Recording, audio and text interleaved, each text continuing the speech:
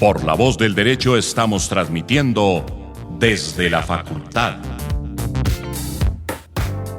Un espacio hecho por jóvenes para gente joven. Los temas jurídicos desde una perspectiva académica. Desde la facultad. Conduce Andrés Charria.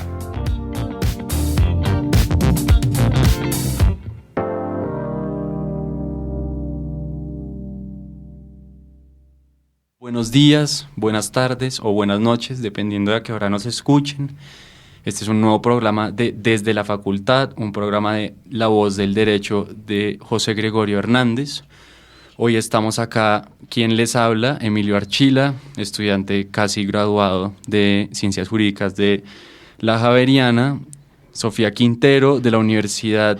del Rosario, Juan Pablo Carbonell de la Universidad de los Andes, y Reinel Rojas, que ya es graduado de la Universidad de Externado, pero está haciendo una maestría en propiedad intelectual. Pero bueno, ¿de qué vamos a hablar hoy un poco? La idea es que el programa de hoy sea un poco sobre actualidad, pues para que nuestros oyentes se interesen entonces en el tema. Nosotros estuvimos viendo dos temas principales que nos gustaría abarcar. El primero un poco es acerca de la libertad de expresión, y entonces esta libertad de expresión nosotros la quisiéramos comentar es porque notamos que la semana pasada hubo una ocasión en donde el cantante famoso J Balvin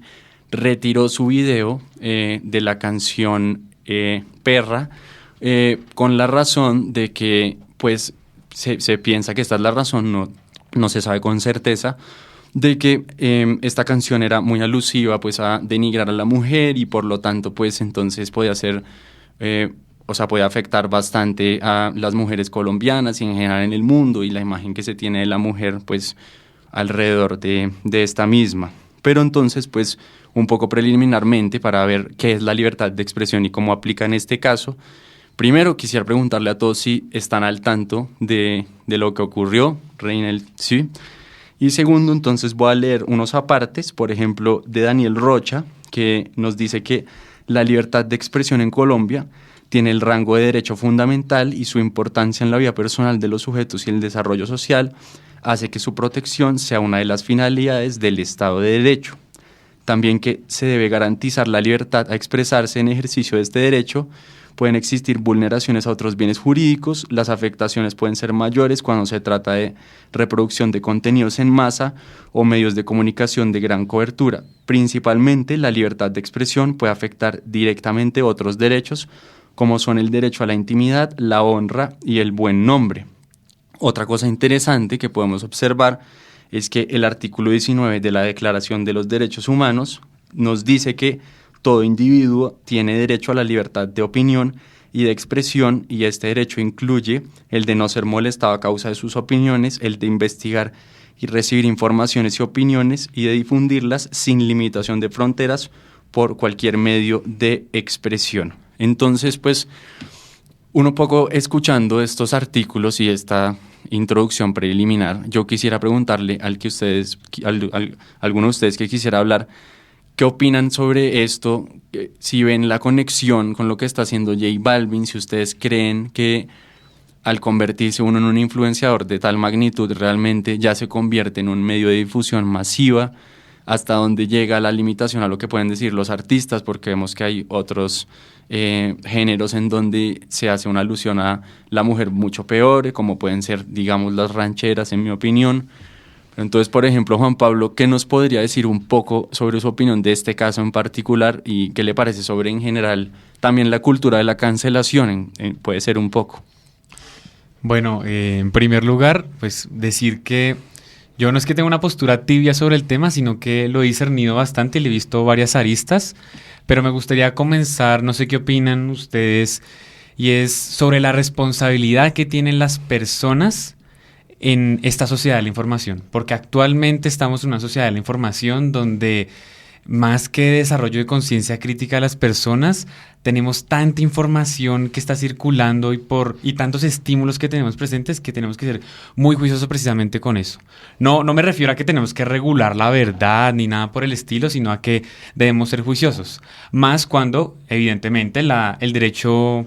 a la libertad de expresión es un derecho constitucionalmente protegido, es un derecho fundamental, pero que como todo derecho en una democracia tiene sus límites, más cuando, digamos, se utiliza y termina deviniendo, digámoslo así, en discursos que vulneran otros derechos, incluso de poblaciones que han sido estructural, sistemáticamente, históricamente vulneradas y violentadas, como lo es la mujer. Que tiene unas violencias y que sufre unas violencias específicas y siento que este es el foco también del debate, que yo creo que encuadraría en este caso del que estamos hablando, del de J Balvin, porque pues no sabemos las repercusiones y sabemos lo que históricamente ha significado, entonces por eso es que es difícil y complejo, y uno de una diría, pues acá hay un problema con la libertad de expresión que está teniendo J Balvin y con la responsabilidad que él también tiene sobre todos sus oyentes. Pero por otro lado, no sé si vieron, hoy o ayer, no recuerdo bien, habló la escritora y la cantante de esta canción con la que él colabora. Acá me corregirán el nombre, no lo recuerdo muy bien. Creo que es Toshika, si no estoy mal. Toshika, muchas gracias, Emilio. Y ella estaba hablando de que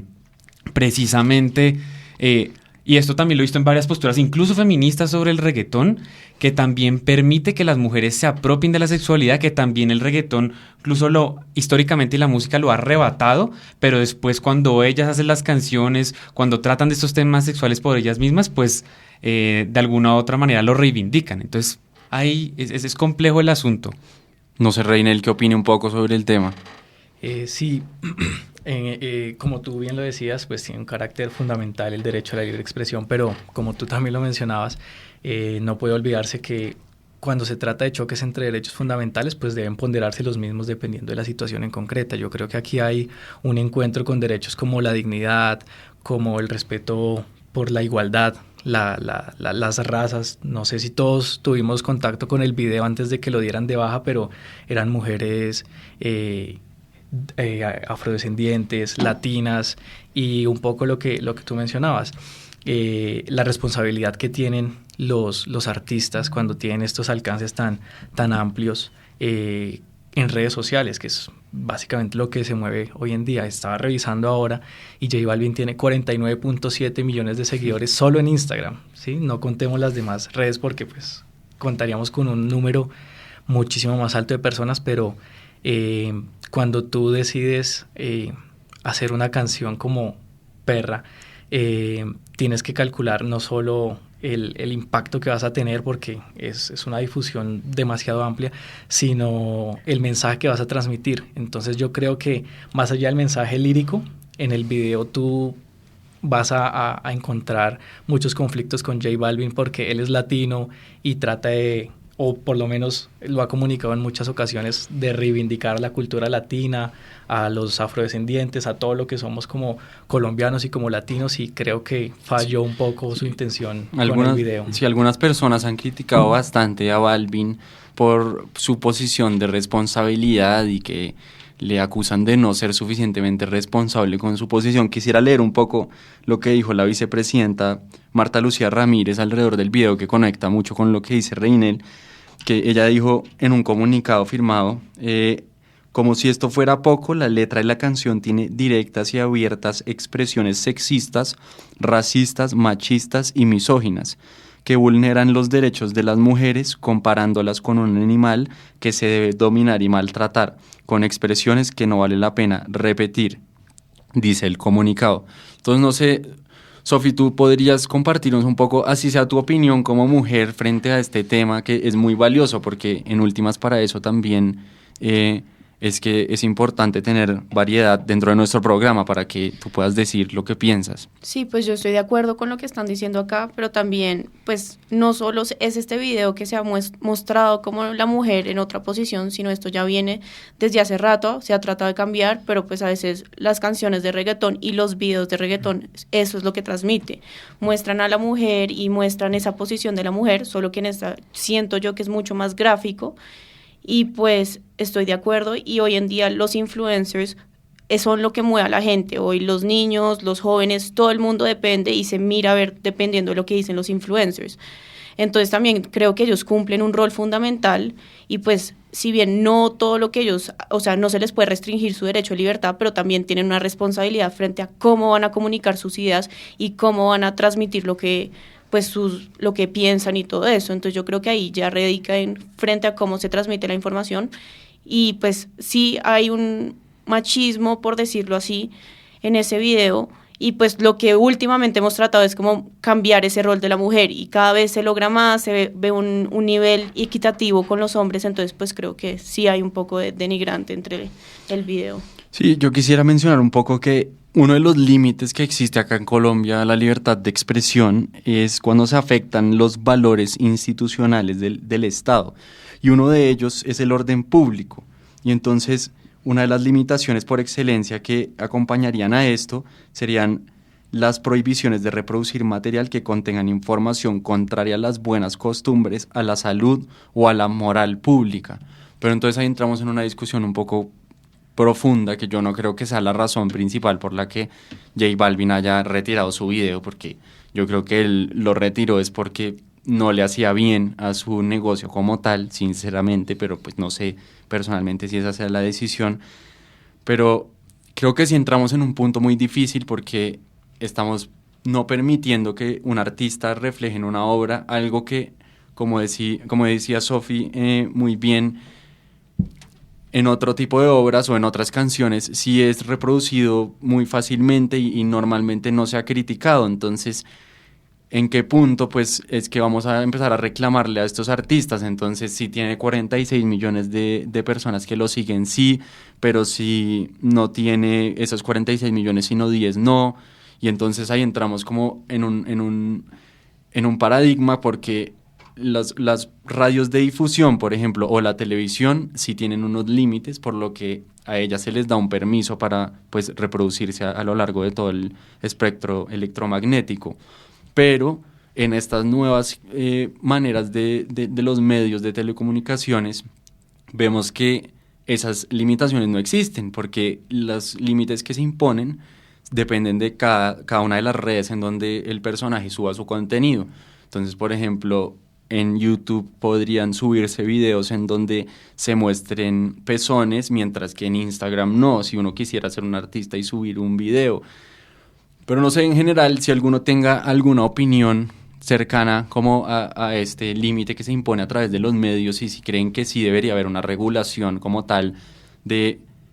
en general que pueden publicar o no los influencers, o si ustedes están totalmente en contra de esto y creen que deberían ser completamente libres y que las empresas sigan rigiendo lo que la sociedad sigue viendo,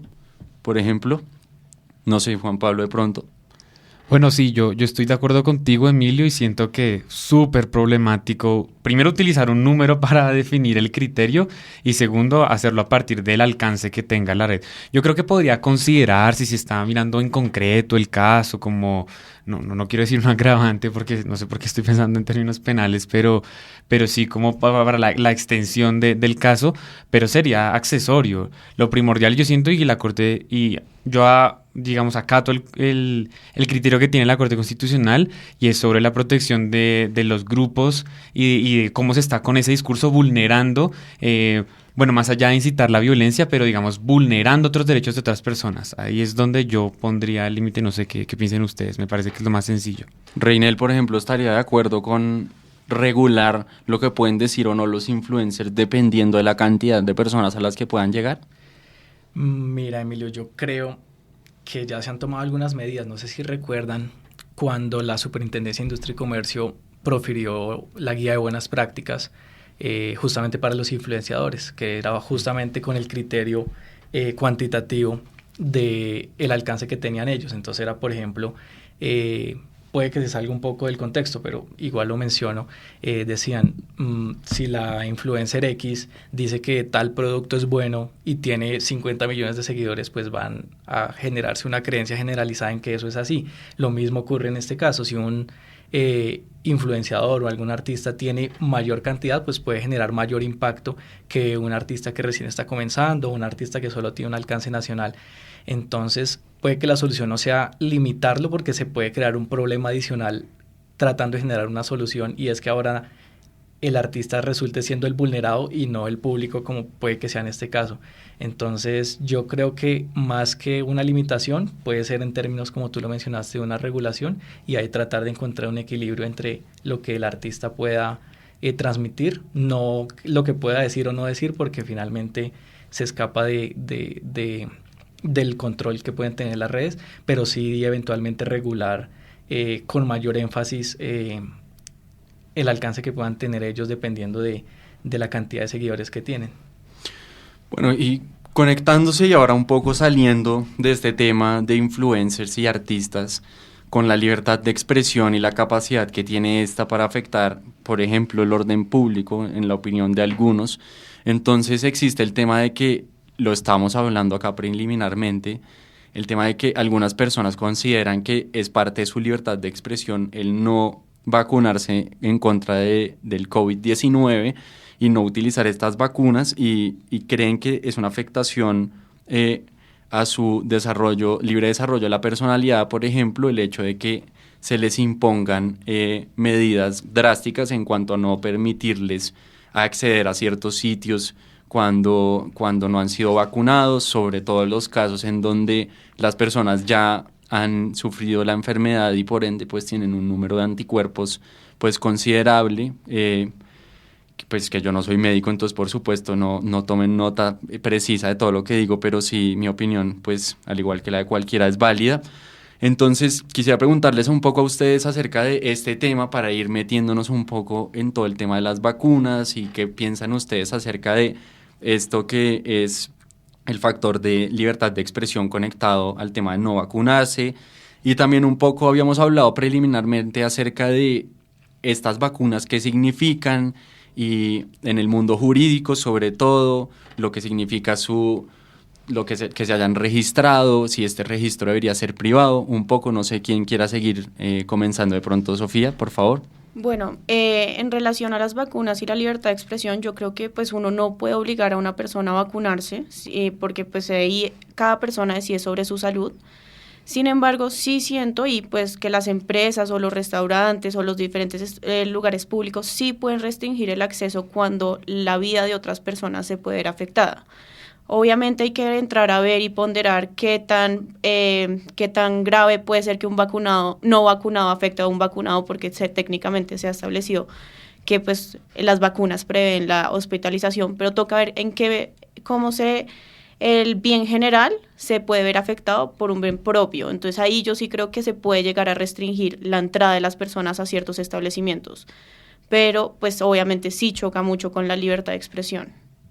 Total. Y hablando de ese bien general un poco, entonces ¿ustedes creen que esas grandes empresas deberían haber liberado esa patente? Yo no creo que se debe liberar la patente, pues yo siento que no es el problema de liberar la patente, liberar la patente no va a resolver el problema. Yo creo que el problema va mucho más allá de cómo se va a distribuir la vacuna, porque si se liberan las patentes, ¿cómo nos aseguramos que países que no están en desarrollo puedan y tengan el know-how, la tecnología para producir esas vacunas? Porque detrás de la patente está el proceso, las máquinas que se utilizan y un montón de factores que no solamente es que todo el mundo tenga esa información a la patente como tal. Ok, Reinel, yo sé que has trabajado algunos temas sobre desarrollo y sobre acceso a la salud pública, pues en general, teniendo en cuenta estos temas de propiedad intelectual. No sé si nos quieres instruir un poco al respecto. Sí, mira, quería traer a colación que existe una iniciativa actualmente que se llama CETAP, no sé si la habíamos escuchado, la promueve Costa Rica, se la propuso la OMS y consiste justamente en lo que tú dices, es la promoción del acceso de forma igualitaria, equitativa y teniendo en cuenta las condiciones de cada uno de los países, como lo mencionaba Sofía, para poder tener acceso, y no solo acceso de que tú sepas cómo se hace, sino ayudar a los países a hacerlo. Entonces, históricamente países como Colombia, que en algún momento tuvieron una actuación importante en el tema de las vacunas, hoy en día han quedado rezagadas frente a otros países de la región incluso, y pues con mayor razón a países como Estados Unidos, China y demás países industrializados o del primer mundo, como llaman, para el desarrollo y producción de las vacunas. Entonces, estamos supeditados en este momento a lo que suceda en el primer mundo. Es decir, si los países no reaccionan y no producen, pues nosotros, como solo nos limitamos a importar, pues entonces estaríamos jugando un papel pasivo frente a la crisis, y es ahí donde el problema termina siendo más estructural que de la propia vacuna. Si tú te fijas, temas como la igualdad en el acceso al sistema de salud son factores que inciden a que no se pueda perfeccionar o materializar el derecho que del cual podríamos beneficiarnos si llegaran a levantarse los derechos sobre las vacunas. Entonces hay que tener en cuenta no solo el conflicto que puede haber entre los productores, porque pues ellos son los que invierten en investigación y desarrollo, y el conflicto que tengan los países que no tienen esa capacidad para tener acceso a ellos. Ese es un conflicto principal, pero como les mencionaba, pues hay problemas estructurales que, si no son arrasados o acabados desde el principio, no pueden contribuir a la solución de ese conflicto inicial que te mencionaba entre desarrolladores y... ¿Cómo cuáles? Menciona algunos problemas estructurales. Por ejemplo, el que te mencionaba, el acceso a la salud. Digamos que podemos tener el acceso a las vacunas, pero que cobraran, por ejemplo. Entonces vendría el tema del POS, del plan de salud al que todos tenemos acceso, y que hay unos que tienen que subsidiar a los demás. Entonces, así como tú pretendes acceder a una EPS y no puedes, pues no tendrías el acceso a la vacuna en caso de que la misma costara. Ese es uno de los problemas estructurales. El otro es la educación. Por ejemplo, si carecemos de profesionales que sepan sobre salud y que puedan a futuro ser los investigadores y desarrolladores de vacunas, pues entonces no vamos a nunca ser competidores ni competitivos, sino que vamos a limitarnos, como te mencionaba, a una actitud pasiva de importar, de esperar qué hacen los demás y limitarnos a Claro, eso tiene que ver bastante con el tema de que acá en Colombia sí estamos algo atrasados en esa idea de nosotros sacar nuestras propias cosas. Un tema súper alejado, pero que yo creo que mencioné en otros programas, es que Colombia no tiene un programa aeroespacial. Entonces a mí me veían como un poco loco porque yo proponía que nosotros deberíamos tener un satélite, y entonces me decían, pero ¿por qué uno va a querer que Colombia tenga un satélite si nosotros nos colgamos de los satélites de todo el mundo? Pero es un poco esa percepción de que aun cuando los otros se hayan desarrollado, no significa que nosotros no deberíamos tener una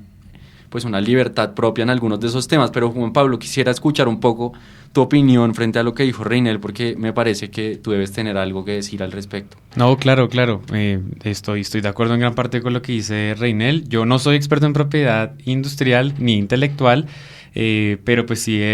me gustan mucho los temas de salud, y pues también de lo que recuerdo muy importante de la propiedad industrial es que la propiedad industrial también se trata, en efecto, es un incentivo perfecto para recompensar unas inversiones tremendas de dinero, talento, tiempo, porque si queremos tener innovación también tenemos que permitir a la gente que realiza esas innovaciones y desarrollos tecnológicos que viva también de eso, y que también pueda vivir bien y que se incentive por ese círculo virtuoso. Pero también hay que recordar que la propiedad industrial específicamente, no me voy tan al intelectual, tan en general, porque pues los términos son diferentes, se trata de una balanza entre derechos constitucionalmente protegidos y también derechos exclusivos y excluyentes individuales de los desarrolladores de esas inversiones. A veces tendemos a pensarlo muy de manera dicotómica, pero yo siento que puede ser bastante complementario y que hay puntos completos de encuentro, porque primero está la salud, que es un derecho no solo fundamental, sino es un derecho humano que tiene unos elementos esenciales, que no lo ha dicho solo aquí la Corte Constitucional, sino que lo dicen los instrumentos internacionales. Pero pues también tenemos, como ya lo mencionaba, estos derechos exclusivos. E incluso dentro del marco regulatorio de la propiedad industrial, por ejemplo, los acuerdos ADPIC, que son estos acuerdos internacionales de la propiedad industrial que están anexos a la Organización Mundial del Comercio, se contemplan medidas que los estados parte tienen derecho a implementar para cuidar la salud pública. Entonces ahí vemos que incluso las mismas nociones regulatorias de toda esta cuestión permiten que haya coexistencia. Y ahí pues si quiere lo podemos hablar después, pero yo sí soy creyente de que no necesariamente se tiene que abrir el waiver, como se ha dicho, pero sí hay posibilidades como el otorgamiento de licencias obligatorias, como para permitir más acceso sin completamente abrir. Siento que es como un poco la decisión más salomónica y que puede ser incluso la más eficaz.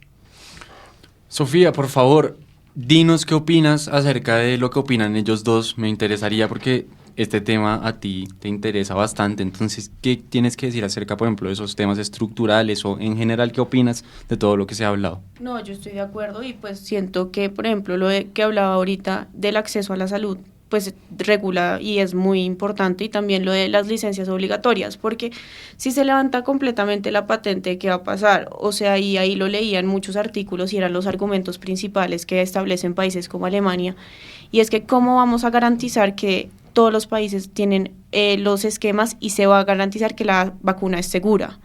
Entonces, sí se otorgan unas licencias obligatorias donde se verifica que realmente se está haciendo todo el proceso que pues ellos tienen, pues ahí generan seguridad y pues otra vez se garantiza el derecho a la salud de las personas. Por otro lado, creo que es muy importante mencionar que las patentes, y como mencionaba, permiten el desarrollo y la investigación. Entonces, si se permite pues y se mantienen esas patentes,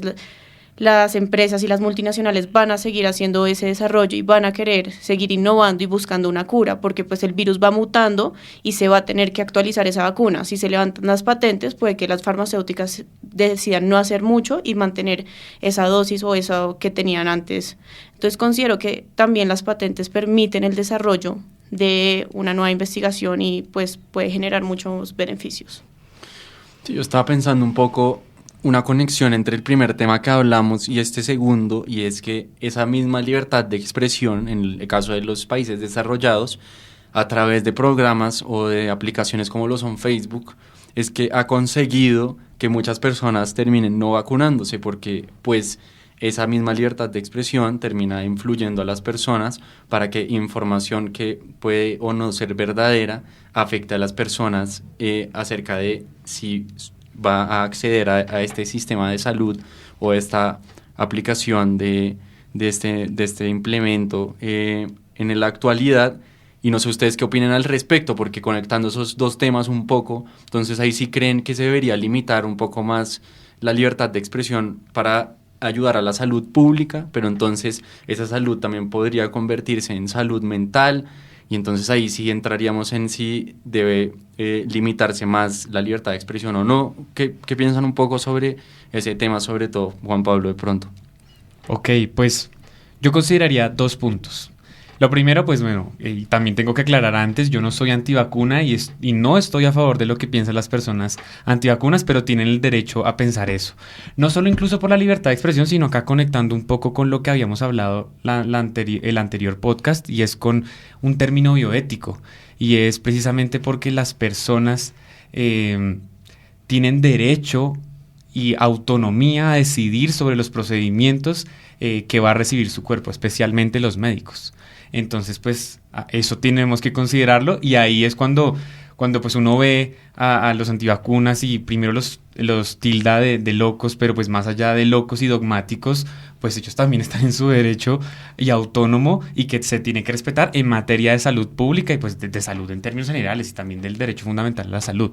Ahora, por otro lado, que siento que es algo que se tiene que saber tratar, está el tema de que estas personas también pues normalmente uno las categoriza como dogmáticas, pero hay que tener en cuenta que también ellos están en una especie, podríamos decirlo, como de burbuja epistémica. Ellos también están limitando, digamos, los insumos que les llegan de información, y se concentran nada más en algo que ellos tienen derecho a creer eso, pero que después puede afectar a otra gente si ellos siguen proliferando todas estas desinformaciones, y eso puede representar un problema muy grave de salud pública, más en una sociedad, como lo veníamos diciendo, que está plagada de información y que llega en milisegundos. Entonces yo sí insisto que tenemos que tener cuidado. Libre desarrollo de libertad de expresión, para que puedan protestar, porque pues eso sí está constitucionalmente protegido y sobre esta cuestión, pero cuando se trata de que están proliferando información que afecta a la salud pública de las demás personas, ahí ya hay que tener mucho más cuidado. ¿Y Reinel, qué opina? Sí, mira, yo quería traer a colación un caso que creo que puede resumir todos los temas de los que hemos hablado hoy, y es la campaña electoral estadounidense reciente. No sé si recordamos todos que quien en su momento fuese presidente, Donald Trump, terminó baneado, ¿sí? con una restricción en sus cuentas de Twitter y de Facebook, justamente por la proliferación de mensajes digamos, que incitaban a la violencia. La invasión del Congreso estadounidense es una de ellas, pero en materia de salud pública, recordemos que él estuvo proliferando mensajes diciéndole a las personas que consumieran tal compuesto, creo que era cloro. Entonces, mira tú cómo Twitter, finalmente, que fue uno de los canales que, por lo menos en Estados Unidos, tiene mayor difusión que en países como Colombia, terminó tomando una decisión que influyó tanto en la salud como en la política como en otros ámbitos, controlando justamente o limitando la libertad de expresión. Y se cuestionó mucho a Twitter porque le decía, es que usted es un juez constitucional para decidir el alcance del derecho de alguien, justamente porque decía, usted, Trump, obró mal, yo le limito su derecho a través de esta sanción que le impongo de no poder utilizar la red social. Entonces mira, sí, que fue uno de esos casos que... Ese caso me parece muy bueno, sobre todo para lo que estábamos hablando de cómo existe la difusión de la información, sobre todo porque yo creo que acá pues fui uno de los pocos, la verdad, porque no escucho que muchos hayan escuchado realmente la entrevista que le hicieron en ese momento a Donald Trump, que me parece muy interesante para estudiarlo como un caso de difusión de información, porque él lo que dice en el momento es: como el cloro se utiliza afuera del cuerpo y elimina el virus como tal, entonces él está con sus acompañantes médicos al lado y les pregunta, ¿no se podría utilizar ese mismo cloro de alguna manera dentro del cuerpo? Y me parece muy interesante cómo eso ha generado inclusive una oleada de consumo de cloro en países como Bolivia, en donde las personas no tienen acceso a las vacunas. Entonces lo que han hecho es consumir cloro, pues ingiriéndolo bucalmente, y por ende pues han sufrido unas afectaciones gravísimas. Entonces creo que sí resume, no solo pues por el contexto en cuanto a que obviamente los medios han dicho que Trump dijo esto, pero por el mensaje como tal que yo escuché en el video y cómo hoy en día pues estamos diciendo que se dijo otra cosa. Pero bueno, quería hacerles una pregunta un poco ahora, es sobre un tema que a mí me parece muy interesante, y es: ¿ustedes creen que sí está justificado el hecho de que a estas empresas que han fabricado estas vacunas se les haya garantizado que ninguna persona tiene la capacidad pues de demandarlas, por así decir, en cuanto a los perjuicios que se le puedan causar a futuro con causa de estas vacunas? ¿Creen que sí cumple con lo que ustedes pues pensarían que está correcto? Por ejemplo, Sofía. Pues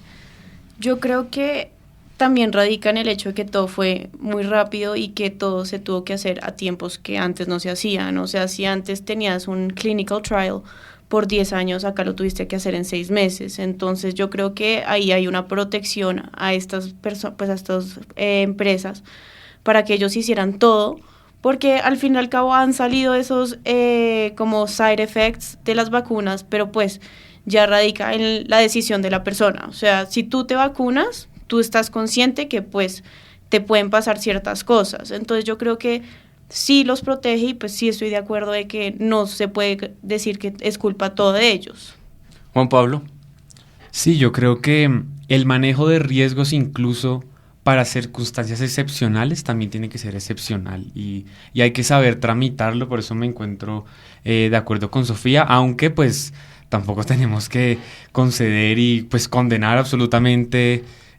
pues la culpa futura, pues porque pues también puede generar efectos dominós complicados, pero aún así siento que el riesgo se tiene que manejar de manera diferente. Acá pues sí lo podemos charlar y para problematizar un poco pues la cuestión de, no sé si se acuerdan que estos contratos tenían una confidencialidad especial que era complejo para el acceso a la información pública, que pues con eso creo que ya se va desviando un poco la cuestión, pero sí, me anexo. Yo, por ejemplo, no estoy de acuerdo con Sofía, porque yo lo que creo, pues de lo que he investigado, es que esta investigación en cuanto a pues enfermedades muy similares o tipos de enfermedades muy similares, no voy a decir que sea al respecto porque como dije, yo no soy médico ni soy especialista al respecto, de pronto podríamos invitar a un médico en un próximo programa para que nos acompañe, pero lo que entiendo es que como tal la investigación de esta misma vacuna pues sí tenía unas investigaciones muy sólidas que la acompañaban desde antes y por ende entonces no creo que se debería haber justificado una cláusula tan permisiva como lo dice Juan Pablo y sobre todo porque hemos visto que los efectos secundarios no han sido mayores, entonces en últimas resulta que como tal esos casos puntuales en donde la persona sí pueda tener una reacción adversa muy profunda en contra de la vacuna y que pues sí podrían no encontrarse cubiertos gracias a este tipo de permisividades que daba el Estado. Pero no sé, Reinel, ¿qué tenga que decir al respecto un poco? Sí, yo creo que ya lo han dicho todo, pero yo quería poner un punto y es que esta es una sociedad de riesgos, ¿sí? No hay actividades que no impliquen riesgos, no hay actividades de riesgo cero y una de las actividades en las que más hay que, entre comillas, correr el riesgo justamente es en la industria de la salud. ¿Sí? No tenemos, ojalá tuviéramos las curas para todos los males, pero precisamente no las tenemos y el trabajo de la investigación ha sido justamente ese, tratar de desarrollar vacunas, medicamentos, procedimientos para subsanar todas las enfermedades conocidas y hay algunas que a pesar de que llevan un montón de años no han logrado esa solución. En el caso del COVID, pues encontramos una dificultad intempestiva con la que tuvimos que reaccionar de manera rápida y en la que, como mencionaba Sofía, no tuvimos tiempo para ensayos preclínicos o clínicos con el tiempo que se tiene para las demás enfermedades. Entonces, eso implicaba la asunción de un riesgo mayor con el cual había que respaldar a las farmacéuticas para que no hubiera un obstáculo para que ellos produjeran las vacunas y que pudieran generar una solución para este problema que no solo era de interés nacional, sino de interés global. Entonces yo creo que por lo menos para este caso puntual estaría de acuerdo en no una cláusula eximente de todos los riesgos, pero sí en una cláusula que pudiera darles un margen de acción amplio a las farmacéuticas para que pudieran producir las vacunas. Ok, sí, no, pues es que hay muchas variables que tener en cuenta. De pronto podríamos hacer un programa sobre las farmacéuticas en sí, que es un negocio muy interesante, que tiene mucho poder alrededor del mundo y que podemos observar con más detenimiento. Yo quisiera un poco, ya para ir finalizando, mencionar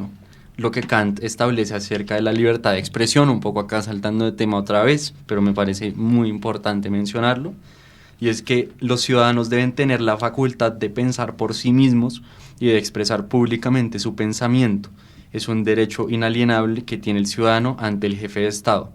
Para salvaguardar este derecho, exige la libertad de pensamiento y expresión, así le otorga la facultad al ciudadano de dar a conocer públicamente su opinión acerca de lo que en las disposiciones de ese soberano le parece haber de injusto con la comunidad.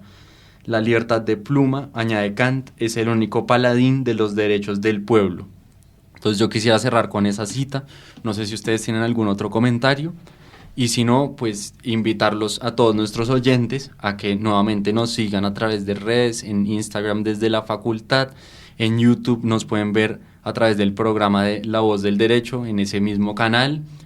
Les agradecemos muchísimo por escuchar nuestro programa, a nosotros nos encanta hacerlo y pues nos veremos entonces la próxima semana. Hasta luego, que tengan un feliz día.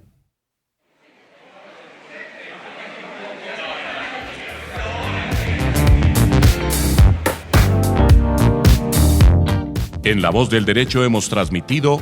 Desde la Facultad. Un espacio hecho por jóvenes para gente joven. Los temas jurídicos desde una perspectiva académica. Desde la Facultad. Condujo Andrés Charp.